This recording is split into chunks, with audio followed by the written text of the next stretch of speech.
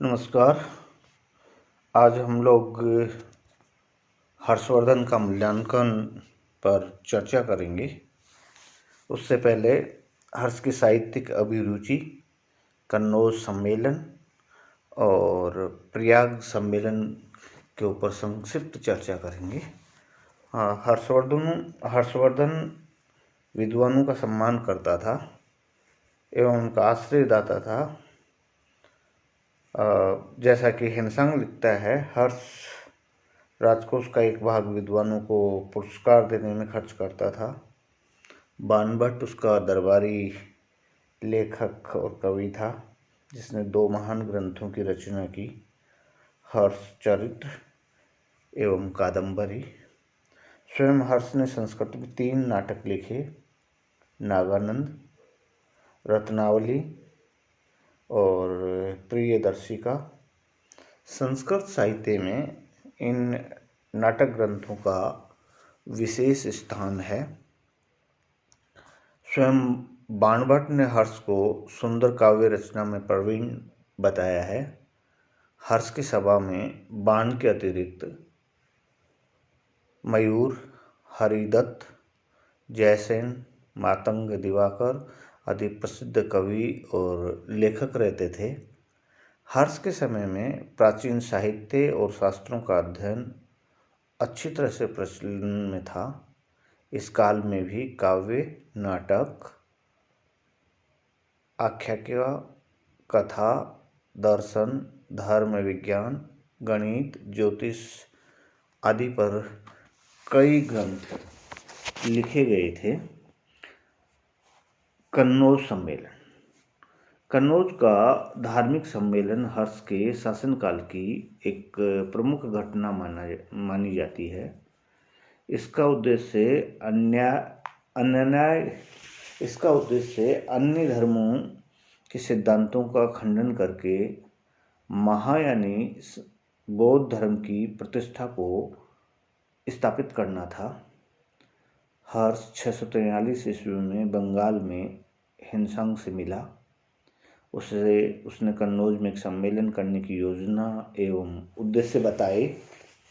इस आयोजन में 18 देशों के राजा, 3000 भिक्षु, 3000 ब्राह्मण एवं निग्रंथ जैन धर्म से संबंधित लोग और नालंदा के 1000 भिक्षु सम्मिलित हुए। एक जुलूस के बाद सम्मेलन का कार्य आरंभ हुआ।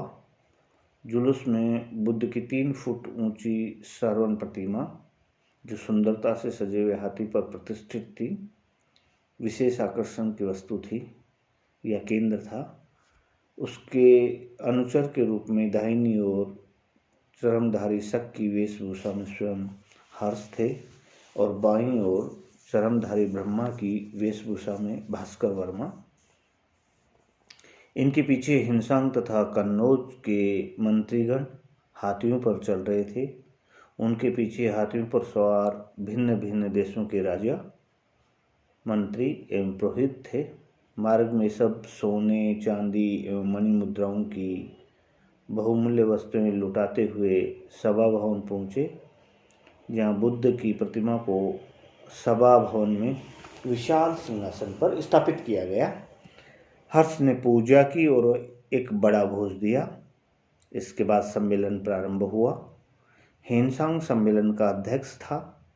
हिनसांग ने 5 दिनों तक महायान की श्रेष्ठता पर भाषण दिया तथा उपस्थित जनों से वाद विवाद करने का आह्वान किया तथा चुनौती दी कि कोई व्यक्ति मेरे प्रस्ताव में एक शब्द भी तर्क विरुद्ध सिद्ध कर दे तो मैं अपने प्रतिद्वंदी के अनुरोध पर अपना शीश कटाने को प्रस्तुत हूँ।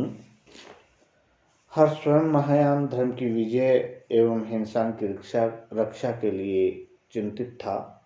इसलिए उन्होंने घोषणा की, यदि कोई व्यक्ति धर्माचार्य अर्थात हिनसांग को स्पर्श करेगा अथवा चोट पहुंचाएगा तो उसे प्राण दंड दिया जाएगा। इस घोषणा का विपरीत प्रभाव पड़ा और लोग भयभीत हो गए और किसी ने भी हिनसांग को चुनौती नहीं दी। हर्ष के इस पक्षपातपूर्ण व्यवहार से लोग दुखी थे। लोगों में असंतोष फैला सभा भवन में आग लगा दी गई, हर्ष की हत्या का प्रयत्न किया गया। 18 दिनों बाद सम्मेलन समाप्त हुआ। हिमसंग की विजय के उपलक्ष्य में जुलूस निकाला गया। इसके पश्चात हिमसंग महायान देव और मोक्ष देव के नामों से विख्यात हुआ। प्रयाग सम्मेलन। कन्नौज के सम्मेलन के बाद हर्ष ने प्रयाग में एक मेले का आयोजन किया, जहां वह प्रति 5वें वर्ष संपत्ति दान के लिए जाता रहता था। इसे महामोक्ष परिषद कहते थे। यह हर्ष की 6ठी महामोक्ष परिषद थी, जिसे देखने के लिए हिमसंग को भी आमंत्रित किया गया। इस अवसर पर 5 लाख जन समूह एकत्रित हुआ, जिसमें ब्राह्मण, श्रमण, भिक्षु तथा दरिद्र अनाथ लोग भी थे। यह समारोह 75 दिनों तक चला। समारोह का प्रारंभ जुलूस से हुआ और पहले 3 दिनों तक क्रम से बुद्ध, शिव और सूर्य की उपासना की गई। समारोह का अंत 40 दिनों तक अनवरत चलने वाले दान से हुआ, जिसमें बौद्धों, ब्राह्मणों, अन्य संप्रदाय के भिक्षुओं तथा दीन दुखियों को मुक्त हस्त से दान दिया गया। यह दान यज्ञ में हर्ष ने अपना संपूर्ण कोष समाप्त कर डाला और अपने व्यक्तिगत रत्न और वस्तुओं को भी दान कर दिया। उसने अपने व्यक्तिगत दानशीलता को इस सीमा तक पहुंचा दिया कि अंत में उसे पहनने के लिए अपनी बहन से कपड़ा उधार लेना पड़ा। हर्षवर्धन के मूल्यांकन की अगर हम बात करें तो भारतीय इतिहास में गुप्त काल एवं राजपूत काल में के मध्य हर्षवर्धन सर्वाधिक महत्वपूर्ण शासक सिद्ध हुआ। गुप्त साम्राज्य के पतन के पश्चात भारत में राजनीतिक एकता समाप्त हो गई थी। हर्ष ने इसे पुनः स्थापित करने का प्रयास किया और बहुत कुछ सफल रहा। उत्तरी भारत का अधिकांश भाग उसके आधिपत्य में आ गया। हर्ष जिस समय शासक बना उस समय उसकी आयु मात्र 16 वर्ष की थी। उसके चारों ओर विपत्तियों के पहाड़ टूट रहे थे। हुणों का खतरा, अनुभवी प्रभाकर वर्धन जो हर्ष के पिता थे की मृत्यु, बहनोई गृहवर्मा की मृत्यु, बहन कारागार में तथा फिर जंगलों में, बड़े भाई राज्यवर्धन की हत्या तथा शशांक के आक्रमण का भय आदि ने हर्ष के लिए संकट की स्थिति उत्पन्न कर दी थी। परंतु नवयुवक हर्ष ने धैर्यपूर्वक परिस्थितियों का सामना किया। न केवल अपने पैतृक राज्य की रक्षा की, बल्कि उसे एक विशाल साम्राज्य के रूप में विकसित किया गया। हर्ष एक महान विजेता था। अपने दीर्घकालीन शासनकाल में वह केवल एक युद्ध के अलावा सभी में विजयी रहा। उसके पराक्रम से भयभीत होकर पड़ोसी राज्यों ने उससे मित्रता स्थापित की तथा वे उसे सदैव संतुष्ट रखने की चेष्टा करते थे। हर्ष का प्रभाव क्षेत्र उसके विजय क्षेत्र की भांति ही महत्वपूर्ण था। हर्ष एक महान कूटनीतिज्ञ था। भास्कर वर्मा और ध्रुवसेन द्वितीय के साथ उसके मैत्री संबंध इस कथन के प्रमाण हैं। हर्ष तथा भास्कर वर्मा की मैत्री संबंध ने शशांक के विरुद्ध हर्ष की स्थिति को दृढ़ किया। इसी प्रकार हर्ष एवं ध्रुवसेन द्वितीय के मध्य मैत्री ने पुलकेशिन द्वितीय के विरुद्ध हर्ष को सुदृढ़ किया। हर्ष विद्या प्रेमी था तथा स्वयं भी उच्च कोटि का साहित्यकार था। उसकी रचनाएं संस्कृत साहित्य की निधि हैं अपने आप में। वह विद्वानों का आश्रयदाता था। अपने राज्य की निश्चित आय वह विद्वानों में पुरस्कार स्वरूप वितरित करता था। प्रसिद्ध बौद्ध विद्वान जयसेन को 80 ग्राम देने का उसका प्रस्ताव उसकी उदारता का परिचायक है। दानशीलता में तो संभवतः संसार का कोई भी सम्राट हर्ष के समान दिखाई नहीं देता। प्रति 5वें वर्ष प्रयाग में उसका महादान संसार के इतिहास में एक विस्मयकारी घटना है। लोक कल्याण की भावना से प्रेरित होकर उसने सड़कों पर विश्राम गृहों की स्थापना की, जहां आवास, भोजन तथा चिकित्सा का प्रबंध था। ये सारी सुविधाएं निःशुल्क प्रदान की जाती थी उसके द्वारा। बौद्ध धर्म के प्रचारक के रूप में हर्ष को अशोक, निंडर और कनिष्क के साथ गिना जाता है। पतनोन्मुख बौद्ध धर्म को कुछ समय के लिए उसने पुनः जीवन दान दिया।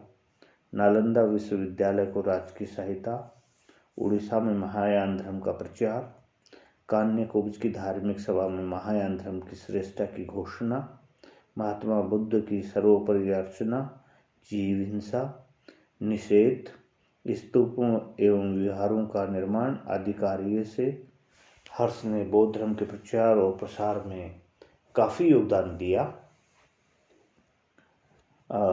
राजतंत्रात्मक शासन की स्थिरता बहुधा राजवंश की सक्रियता पर निर्भर होती है।